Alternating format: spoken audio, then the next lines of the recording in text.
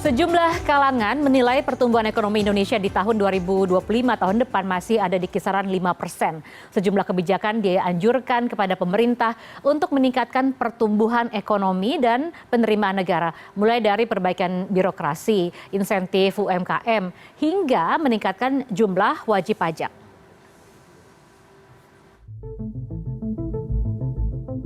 Asosiasi Pengusaha Indonesia atau APindo memprediksi pertumbuhan ekonomi Indonesia di 2025 berada di kisaran 4,9 hingga 5,2%. Prediksi APindo ini berdasarkan berbagai indikator seperti ketidakpastian situasi global dan inflasi global yang belum sepenuhnya terkendali. Selain itu, APindo memprediksi berlanjutnya penurunan kelas menengah akibat tekanan kenaikan PPN pada barang-barang tertentu maupun potensi pemutusan hubungan kerja. APindo menilai perlu perbaikan iklim usaha yang berkaitan dengan perizinan, regulasi, dan birokrasi untuk meningkatkan investasi di 2025. Beberapa sektor-sektor yang kelihatannya sekarang menjadi minat juga investasi yang masuk, terutama di sektor digital ya, dan juga sektor yang hubungannya dengan ekonomi hijau gitu. Jadi ini sesuatu yang terus didorong, perbaikan di dalam iklim usaha dan investasi ini perlu terus dilakukan, terutama yang berkaitan dengan yang tadi perizinan, regulasi, birokrasi ya kan, kemudian yang juga berkaitan dengan high cost ekonomi yang tadi masih perlu menjadi perhatian kita untuk bisa lebih kompetitif, kemudian yang berkaitan juga dengan produktivitas. Sementara itu, Lembaga Riset Ekonomi Indef juga memprediksi pertumbuhan ekonomi Indonesia di 2025 masih di kisaran 5% dengan sektor konsumsi masih akan menjadi penggerak utamanya. Konsumsi domestik saat ini menyumbang 55% dari PDB Indonesia, lebih besar dibanding investasi, belanja pemerintah, maupun selisih antara ekspor-impor. Ketidakpastian global perlu diwaspadai karena dapat mempengaruhi nilai tukar rupiah, kegiatan ekspor-impor, maupun harga bahan bakar. Di sisi domestik, kenaikan PPN dari 11 menjadi 12% dinilai tak terlalu signifikan menaikkan tingkat inflasi dan mengganggu konsumsi. Salah satu penyebabnya menurut data Indef, 65% dari total konsumsi di Indonesia saat ini dilakukan oleh golongan kelas atas dan menengah atas yang tak terlalu terpengaruh pada perubahan harga. Namun demikian, pemerintah harus menjaga agar harga pangan yang sebagian masih bergantung impor tak naik akibat penerapan kebijakan kenaikan PPN maupun makan gratis. Sementara itu, untuk menambah pemasukan negara, pemerintah dapat melakukan ekstensifikasi wajib pajak di 2025. Satu, menurut saya yang harus ekstensifikasi, jadi tidak berburu di kebun binatang, karena ternyata kalau kita lihat jumlah wajib pajak kita tuh ternyata kecil sekali. Padahal sektor informal itu juga belum tentu pendapatannya kecil. Ternyata sektor informal juga ada pendapatan besar tapi dia belum terkolek. Nah, apa syaratnya? Yaitu database. Database kita tuh masih buruk sekali sehingga membuat orang yang tidak self assessment itu tidak bisa tersentuh. Justru yang disentuh adalah orang yang sudah bayar suruh cari tambahan bayar lagi gitu. Dari sisi pelaku usaha, UMKM saat ini menyumbang sekitar 60% lebih dari PDB bruto Indonesia, serta menyerap sekitar 97% tenaga kerja di Indonesia. Peningkatan kapasitas UMKM dinilai dapat meningkatkan daya beli, menyerap tenaga kerja, sekaligus meningkatkan penerimaan negara. Pemerintah didorong memberikan berbagai insentif kepada UMKM, serta menjadikan UMKM sebagai bagian dari rantai pasok korporasi.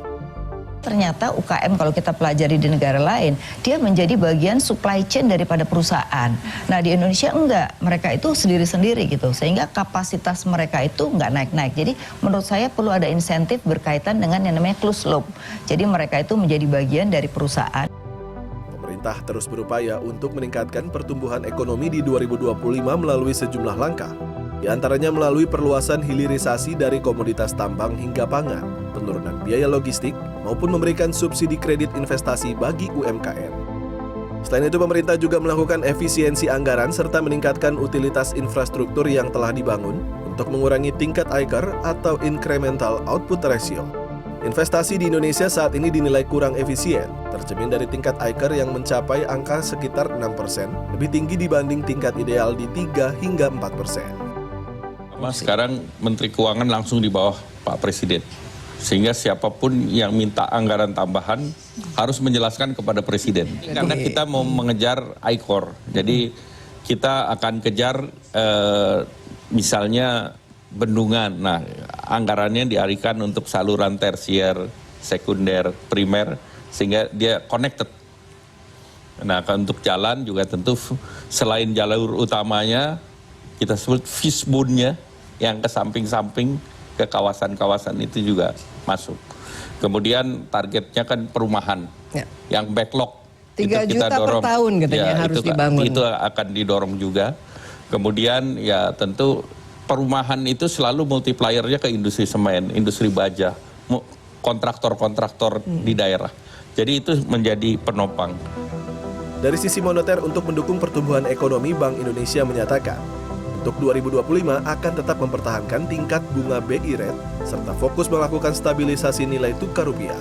Selain itu, BI juga akan terus menempuh kebijakan makroprudensial longgar seperti uang muka 0% yang tetap berlaku untuk kredit properti dan kendaraan demi mendorong pertumbuhan kredit di 2025. Tentu saja, respon suku bunga BI rate lebih lanjut akan kami sesuaikan dengan dinamika ekonomi global dan ekonomi domestik.